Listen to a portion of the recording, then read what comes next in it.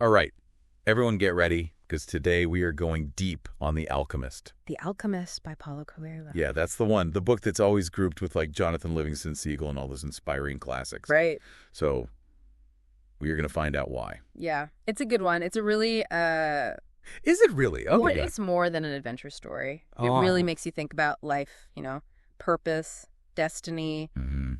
having the courage to chase your dreams. I love that. Okay, so the story follows Santiago, Uh-huh. a young shepherd who is from Andalusia. Yep. And his personal legend, as the book calls it, Right. involves him finding treasure at the Egyptian pyramids. Yeah. Okay, but I'm guessing it's about more than just gold, right? Absolutely. I mean, think of it more as a journey of self-discovery. Mm-hmm. At first, Santiago seems like he's content with his life, Yeah. wandering around with his sheep. Right. But Coelho drops these hints, like his love for travel, that recurring dream he has, Yeah. that there's something more. Mm-hmm. Like a seed waiting to sprout. Yeah. Speaking of seeds, remember that Narcissus myth? At the beginning of the book, Oh, yeah. it's retold. Mm-hmm. Usually that myth is about vanity, Right. but Coelho, he kind of flips the script. He does. It's more about recognizing your own beauty in the world around you. Oh, okay. The lake weeps for Narcissus, not because he's gone, but because it misses seeing its own beauty reflected in his eyes. Yo, that's deep. Right. So maybe Santiago's treasure isn't literal treasure, but something he finds within himself. That's one way to look at it, yeah. Yeah, okay. So then we meet this guy, Melchizedek. Melchizedek, who's this old king Right. that kind of sets Santiago on this path. Yeah, he's a wise, mysterious figure. Right. And not only does he confirm that everyone has this personal legend to fulfill, Uh-huh. he also says that the universe, conspires Yeah. to help you achieve it. The universe will help you along in your journey. Wait, so it's not just about you figuring out your purpose, Right. but you have to actually go after it. You have to pursue it. And then, the universe is going to lend a hand. It's going to give you little nudges along the way. Okay, hold on. I got to wrap my mind around this. Yeah. So Melchizedek, he tests Santiago right away. He does. He asks for 1/10 of his flock in exchange for guidance. What? Yep. And he agrees to this. What's that about reading omens and trusting your gut? Melchizedek gives him Urim and Thummim, those 2 stones, to help him read the omens. Right. And Santiago trusts his intuition enough to take that leap of faith. So he sells his whole flock He sells his flock, to get to Tangier. to get to Tangier, and then he's going to catch a ship to Egypt. Right. He's all in. He's all in on the treasure hunt. Okay, but I know life rarely goes according to plan, especially in a good story. Right. So what happens in Tangier? Well, it's a harsh reality check for him. Uh-oh. He gets robbed, loses all his money, Oh, no. and he's forced to work for this crystal merchant.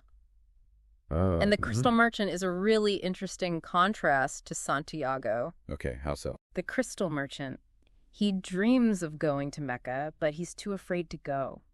He's worried that if he achieves his dream, he'll have nothing to live for. Wow. It's that fear that Melchizedek warned Santiago about. Yeah.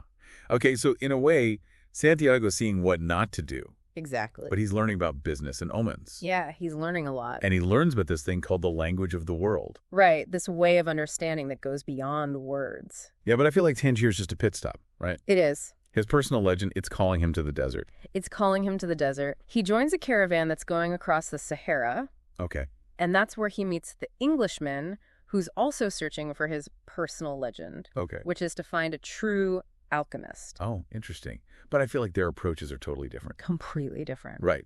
What's the clash here? The Englishman is all about books and rules, rigid formulas. Mm-hmm. He believes that the secrets of alchemy are hidden in these ancient texts. Mm-hmm. But Santiago is learning through experience, Yeah. intuition, just living the journey. Hello.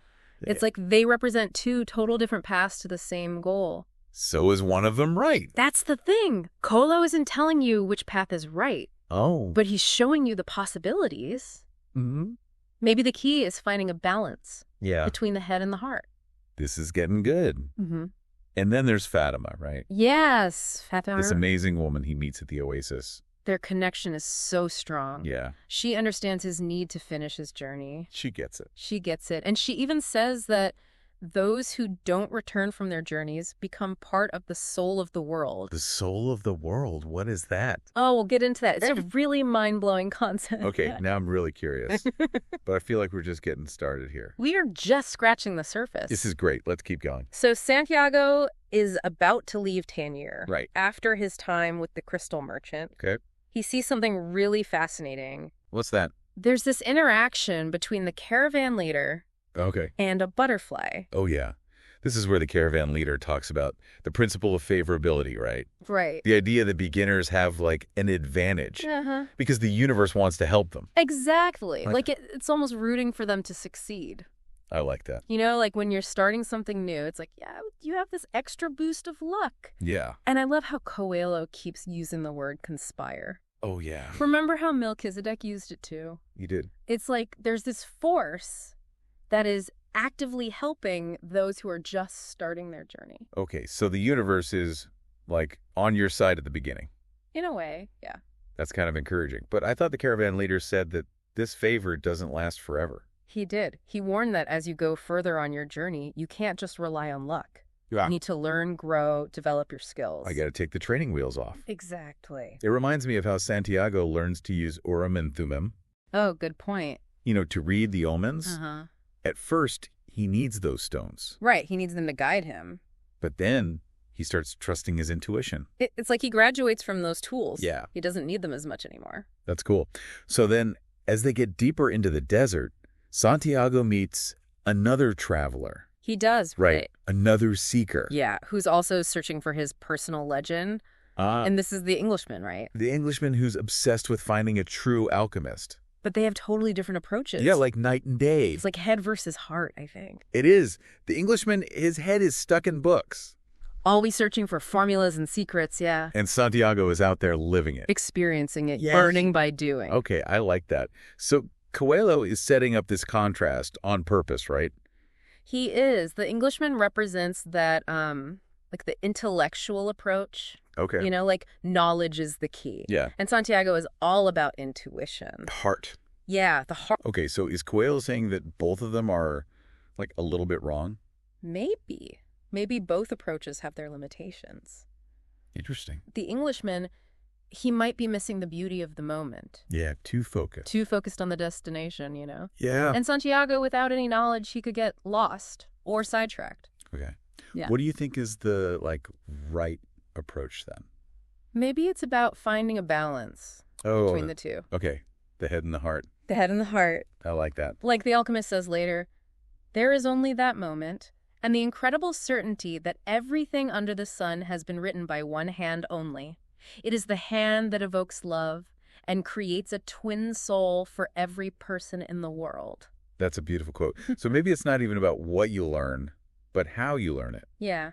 Are you open to the world? Are you present? Are you feeling it, or are you just thinking about it? Good question.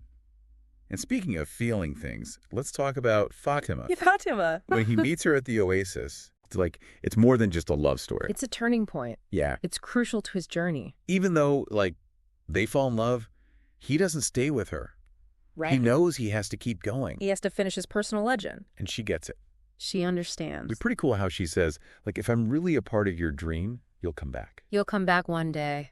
I love that. It shows a deep trust. Yeah, they both know. They both know that love isn't about holding someone back. Exactly. It's about helping them grow. And becoming your best self. Right. And that idea of, becoming your best self, it ties into this whole concept of the soul of the world. It does. It's like this universal force that connects everything. Yeah. And Fatima says that those who don't return from their journeys, they become part of this soul. Wow. So even if they, die along the way, yeah, they're still connected. It's like even in death, there's this continuation. That's powerful. So even if Santiago hadn't found his treasure, his journey still mattered. It still had meaning. Okay, but let's get back to the treasure hunt. I want to know how he meets the alchemist. All right. So just as Santiago is wrestling with his feelings for Fatima and his personal legend, he sees all these horsemen approaching the oasis. Oh, okay. And one of them A mysterious guy Okay. with these piercing eyes Wow. gets off his horse and introduces himself as the alchemist. It's like right when Santiago needs him. I know, right? It's perfect timing. Yeah, so like destiny had a hand in it. Maybe. But maybe the alchemist also sensed that Santiago was ready. You think? Yeah, ready to like really commit to his journey. To surrender to it. To surrender to it, exactly. So he had to go through all those experiences first. He had to learn those lessons. Right. Like with the crystal merchant, the caravan leader. Even with Fatima, Yeah. it all led him to this point. Wow. So it's not just about how far you travel.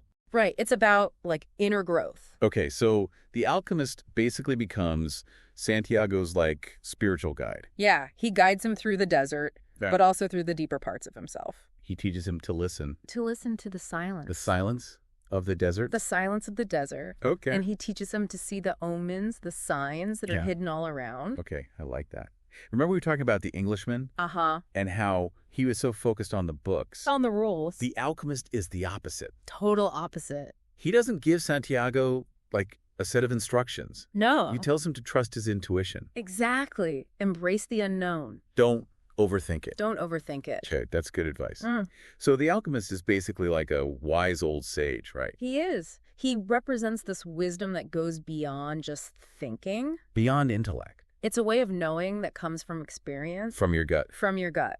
And Santiago, he has to face all these challenges, tests along the way, that force him to face his fears, Yeah, to become stronger. to trust his intuition. It's like they say, What's that? the teacher appears when the student is ready. I love that. Santiago, he had to meet all those other people, go through all those things to prepare him for this. To prepare him for the alchemist, yeah. And this is where he finally learns the language of the world. Yeah, that deep understanding. Remember how he helped the crystal merchant with his shop? Uh-huh. He was using that intuition. Yeah, he had a knack for it. And now, with the alchemist, he's taking it to the next level. He's learning to apply it to, like, bigger challenges. Does he really learn to turn lead into gold? He does. Whoa, like real alchemy. Real alchemy. I didn't know if that was like a metaphor. It is a metaphor, but he also literally does it. Oh, wow. But it's not really about the gold, is it? No. It's about his transformation. Right. He's becoming an alchemist of his own life. Becoming a creator. Okay, so even when he gets robbed at the pyramids, Oh, yeah, that was tough. he thinks he's finally going to get the treasure. Yeah, and then bang. It's taken from him. But it turns out to be another lesson. Yeah, because the robber, the leader, Mm-hmm.